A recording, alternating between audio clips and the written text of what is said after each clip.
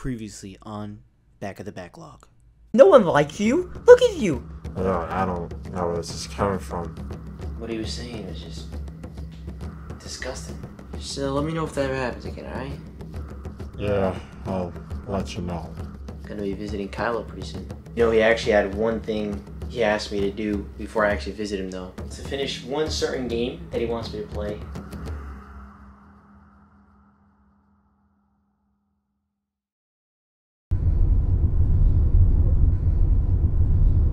May I to know where we're going to this location? Actually, just to meet up with a friend I haven't seen in a while. Oh, some kind of girlfriend. I wish, but nope. Let's get out then. No. It's because it's a guy. It's not a girl. Hey, boyfriend. Nothing wrong with that. What? No, dude. Oh, so you are one of those people. One of those people? No, look, man. Are you like this with all your Uber riders? You are my first ever customer. Really? That makes sense. So, is he good looking? Ooh, my friend? I mean, I guess, but he's always wearing a mask and shit. We have to wear a mask anyway. Oh, no, I mean he wears an actual helmet. Oh, maybe he's shy. Maybe, I don't know. Give him a shot. I don't go that way, man. And it's a mutual friendship, you know? Even if I did, he's very short. Well, you are pretty short too. Yeah, I know. Thanks for reminding me. But I mean, he's like 9 inches. Wow, it sounds pretty big to me. What? Oh. No. I'm not talking about his... I'm talking about, like, he's literally 9 inches tall. Wow, how is that possible? I'll be honest, I don't know. I never even asked him. Well, have fun anyway. Thanks. Appreciate it. Before you leave, I accept tips. You know, without tips, my daughters, they are not going to eat tonight.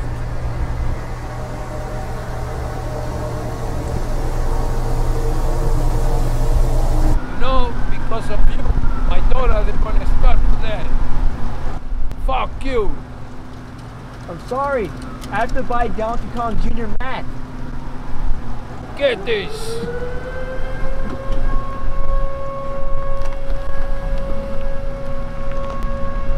Alright. Let's see Kylo. On back of the backlog. Been gone for way too long. On back of the backlog. Got so many games to play, dog. On back of the backlog. Donkey Kong expands my dome. On back of the backlog. Me and Kylo been fucking since dawn. On back of the backlog.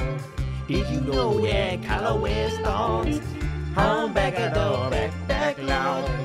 I really fucking hate this song. Yeah.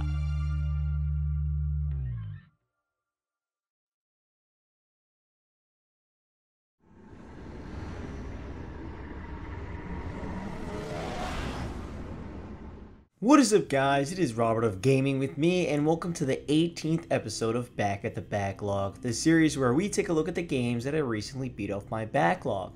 Today's episode is on the game Metroid Prime 2 Echoes on the Metroid Prime trilogy. Yep, this is the first episode in the series where we are back at a franchise, checking out a sequel, and what better series to do that with than the Metroid Prime series. Last season I played through the original Metroid Prime and absolutely loved it.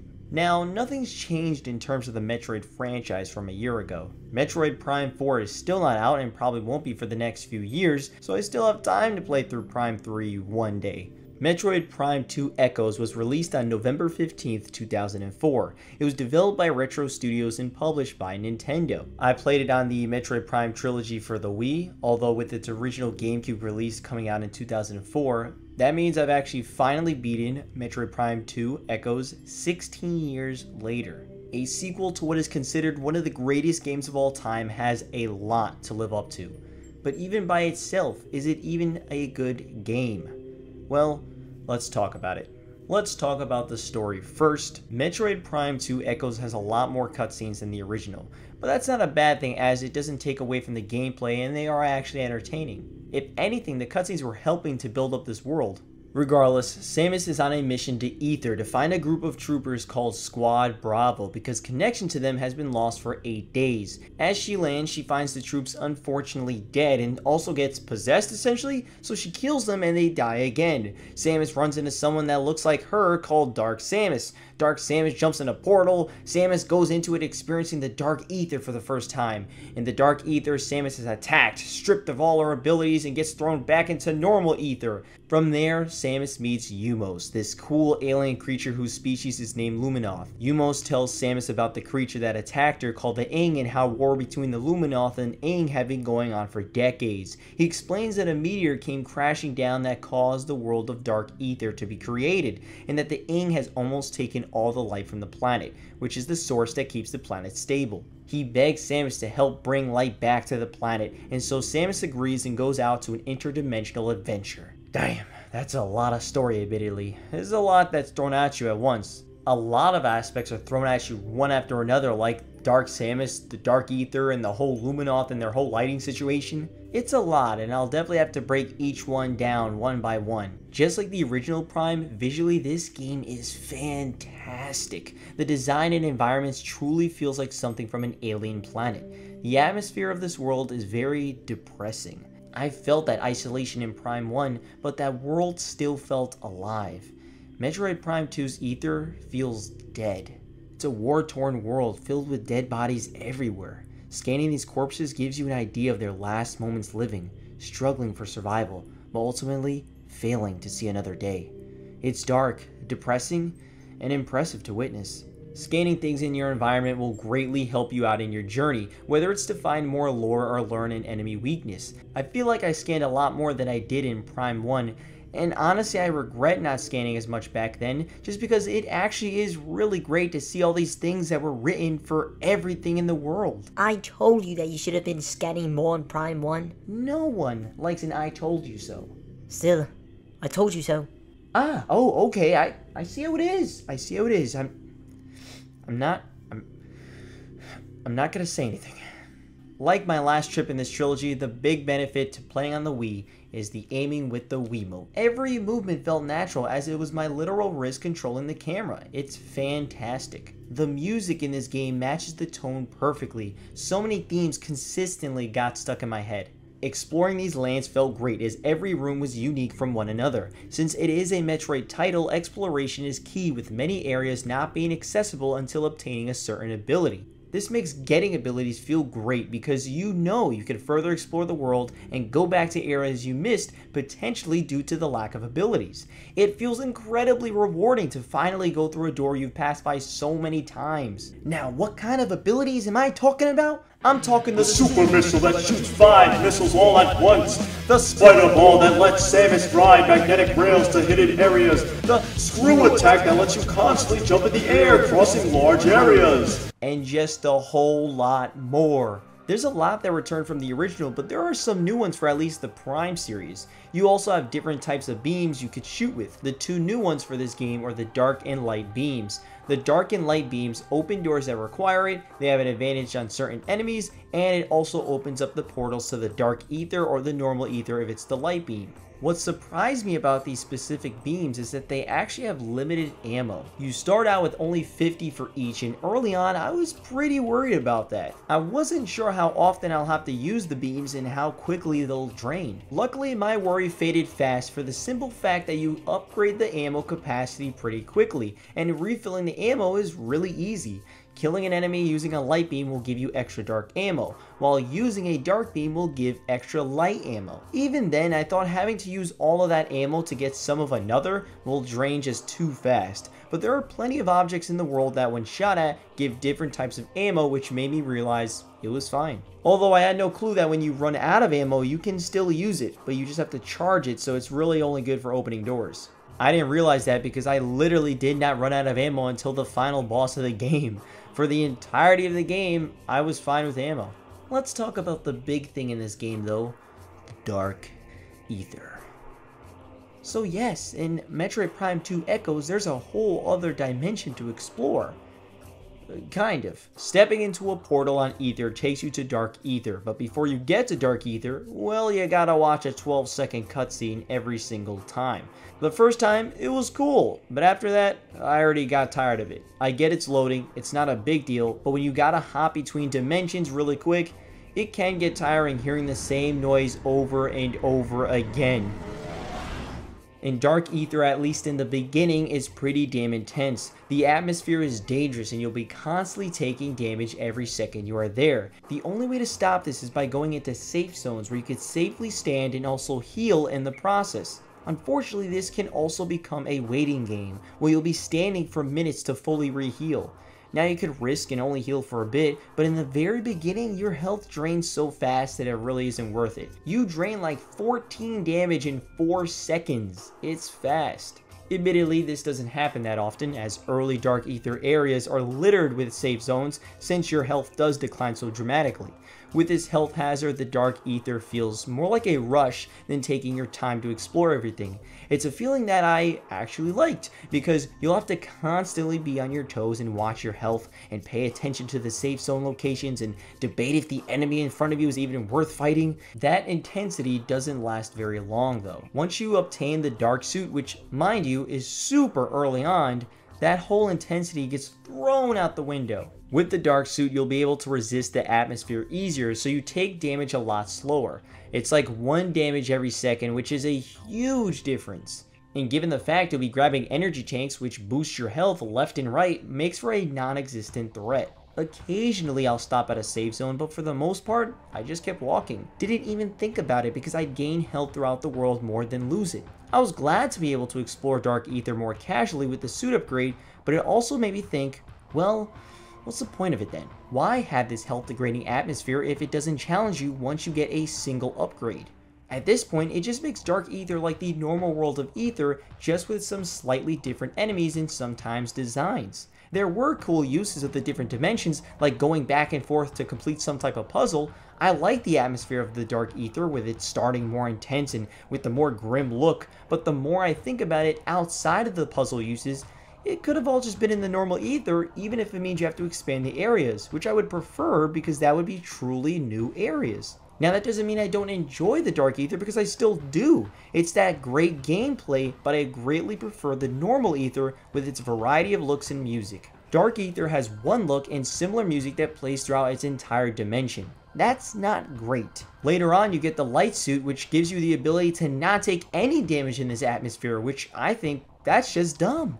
At that point, it's just a discount normal Aether. I would have preferred them to go all the way and keep some sort of intensity at all times while in the Dark Aether.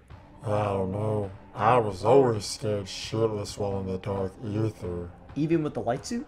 Yeah, you just never know. Never know what? Anything, you just never know. You just never know. I just never know what the hell you're talking about. I gotta agree with you there, Niffler. The big reason the Dark Aether exists is to collect keys. Every major area has 3 keys to collect, a boss to fight, and light to restore. The bosses for the most part are pretty great in this game, and there's actually a lot of them. They utilize the abilities you gained, and for some of them, like the Guardian bosses, actually give you back some abilities. Like the Spider Guardian revealing the Spider Ball when defeated. Now, not every boss is a winner, like for instance, Chaika? Psycho? I think it's Chaika. It's this creature that has 2 forms, one as larva and one as an adult, and it's just too damn long. Took me almost 30 minutes to beat this boss. It just would not end. Although I'm sure many can cut that time by half probably. It's not like I died, I literally didn't. It just took me a while. In fact, I was a little worried because I heard that Metroid Prime 2 was the hardest out of the 3 and how tough some of these bosses could be. But funnily enough, I didn't die until the final boss of the game. Yeah, I was pretty surprised at that.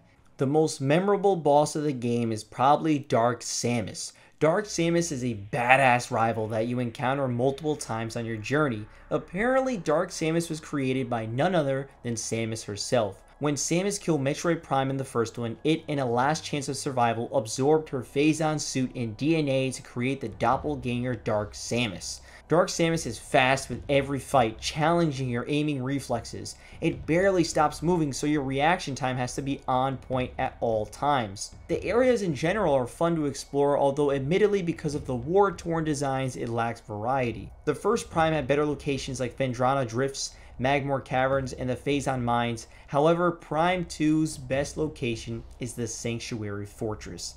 This area is so damn fantastic, it's the definition of a sci-fi world. Alien technology, bold colors, interesting enemies, it's all there. That area reminds me of home. Your home looks like the Sanctuary Fortress? Well, not really. Maybe just the colors. Oh, alright, just the colors. That's not as exciting if I'm being honest. Yeah, I mean, I never said my home was exciting. Speaking of enemies, one thing I don't like is that the enemies respawn. I said that before in the original and my opinion still sticks here. I get they do that to still have danger out there even the 7th time you're back in an area, but it sometimes just feels pointless. There are some enemies that'll just close off the exits and just take forever to kill, so in this case these fights become mandatory, right?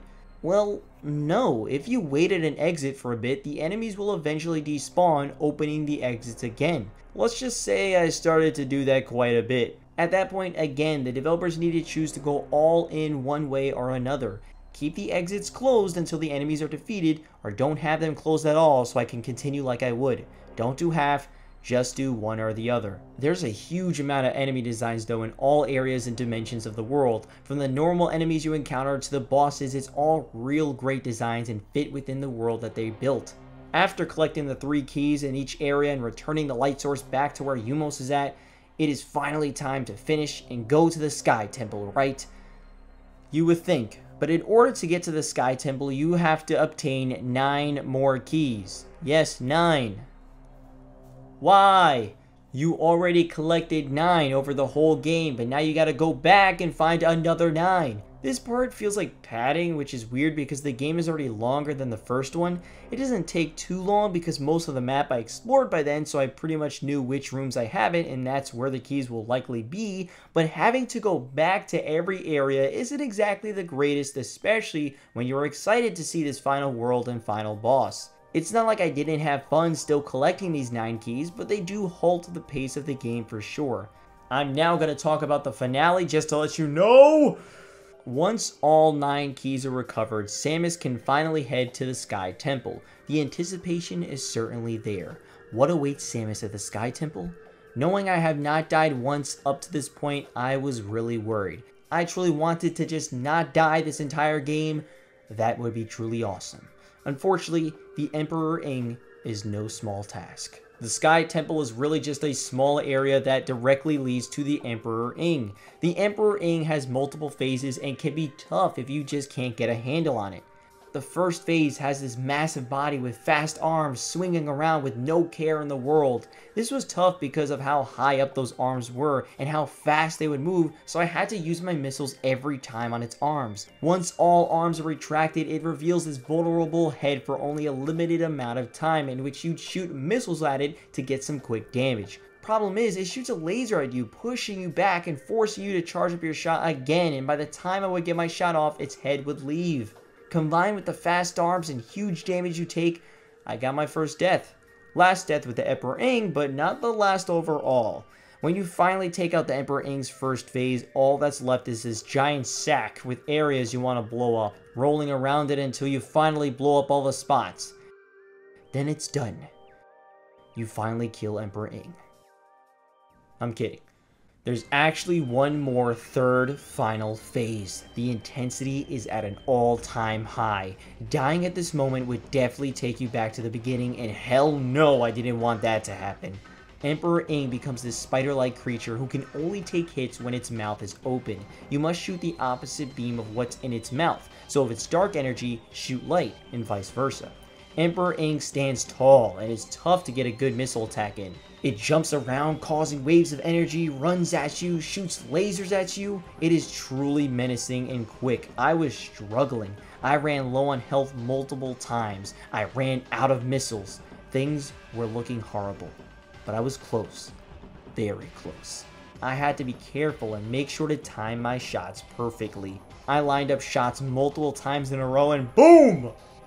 Emperor Ing was defeated. The Aether was safe. But Samus still wasn't.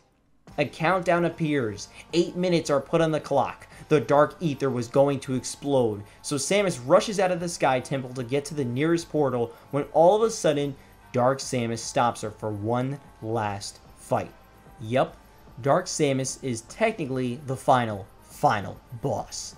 Dark Samus is like on its last leg, given the fact its skeleton is visibly shown, which first of all is super badass. The design just looks great. If you don't know what you're doing, Dark Samus takes up a lot of your time, so every second of this countdown is important.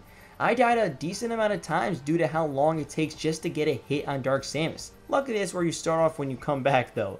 The first half of Dark Samus's health is quick. Dark Samus becomes invisible and that's when you can take your shot and that half of the health drains quick. It's the second half I had a problem with.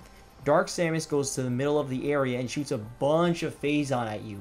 The smaller Phazons that get tossed your way can actually be collected and shot back at Dark Samus. I didn't realize that for a while, but when I did, it was done for Dark Samus. Shooting back the Phazon absolutely demolishes Dark Samus, and with that, Dark Samus on its last steps slowly goes to Samus, tries to reach out, but fades into Phazon particles. Samus very epically hops into the portal out of Dark Aether, and with that, Dark Aether is destroyed. The entire race of the Luminoth are finally safe, and then comes one of the most badass moments in gaming history. The Luminoth all bow to thank Samus, and Samus just keeps walking and raises her hand like, hey, that's what I do, you know? I fucking love that little scene. It just shows how badass Samus is, and it just made me smile so damn hard. Samus accomplished something so massive, but it's like it doesn't even faze her. Samus flies away into space and then the credits roll.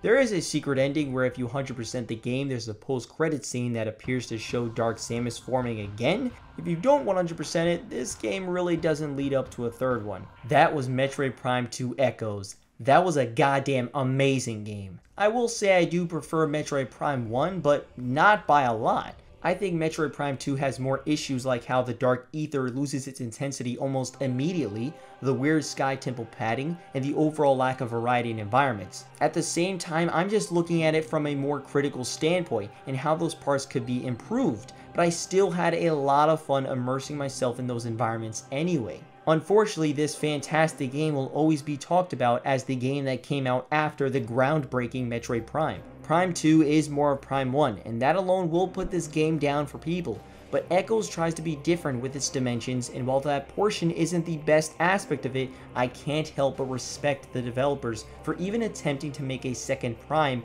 and still making a fantastic game in the process. Overall, I'm going to give Metroid Prime 2 Echoes a... Did I tell you I'm officially a Metroid fan? Oh, I did. Oh, okay, well, shit. Out of 10. What a great game. I can't get over how awesome the Luminoth, Dark Samus, and the Ing all are. So damn good. Now all I have left to play is Metroid Prime 3 Corruption. When will we play it? Who knows. All I'll say is there's a pattern.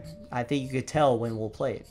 I'm super looking forward to playing it. That'll be it for today though. Thank you so much for watching. I really appreciate you checking it out. If you enjoyed, please share around because it takes a long time to make these. It really does. Have you played Metroid Prime 2 Echoes? Did you like it? Did you not like it? Let me know down in the comments below. I'll see you guys next time. Metroid Prime 2 Echoes was a fantastic sequel, but it is officially out of the backlog.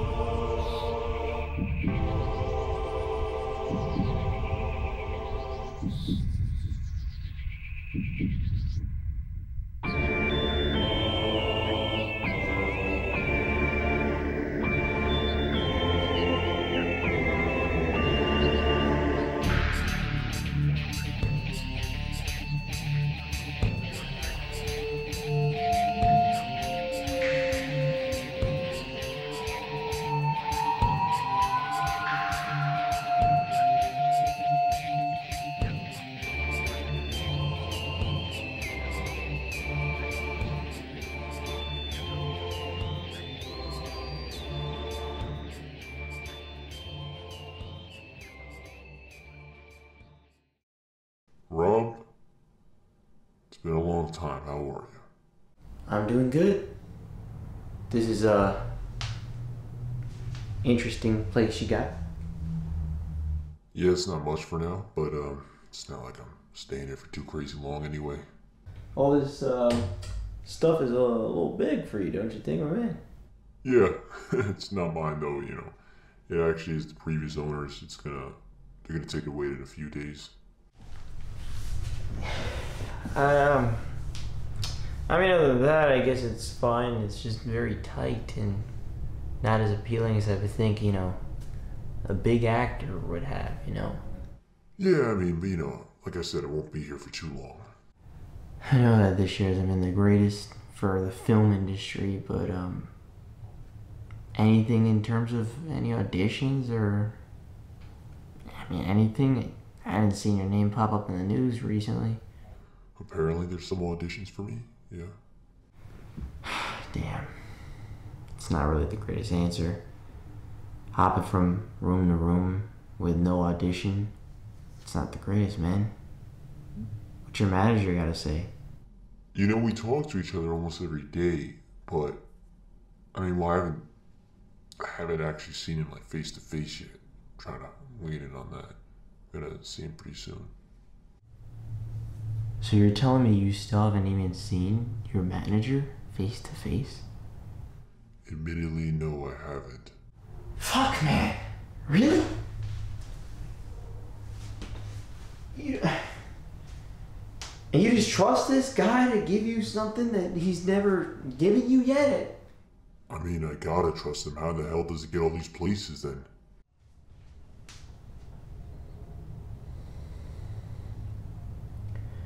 You could have just stayed.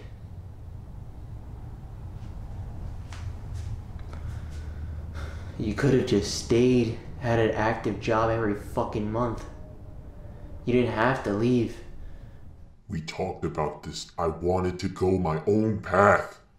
I know, we talked about this, but we had such a fucking good thing going every damn month and doing a thing, and you gotta fucking out of the blue just leave and act like everything we built up for a whole goddamn year was goddamn nothing.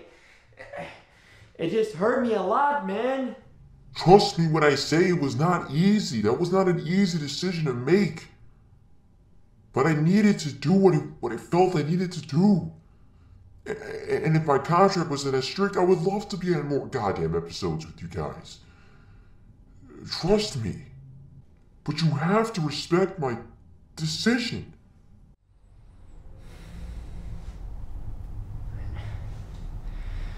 I know, I'm sorry. Look, if tomorrow you got the biggest goddamn role you've ever got in your life, I would be the happiest person, man, for you. I just had to say it, alright? I had to say what was on my mind. I understand. You know, just because I'm gone doesn't mean those backlogs are bad, man. I've been enjoying them. Glad you played Metroid Prime 2. Yeah, it was a good suggestion. You want one more suggestion? I got one for you. Yeah? Yeah, man, let me hear it. For you, I'm all ears. It's like you're still a part of the process. Well, it is a game you own, so that makes it easy for you.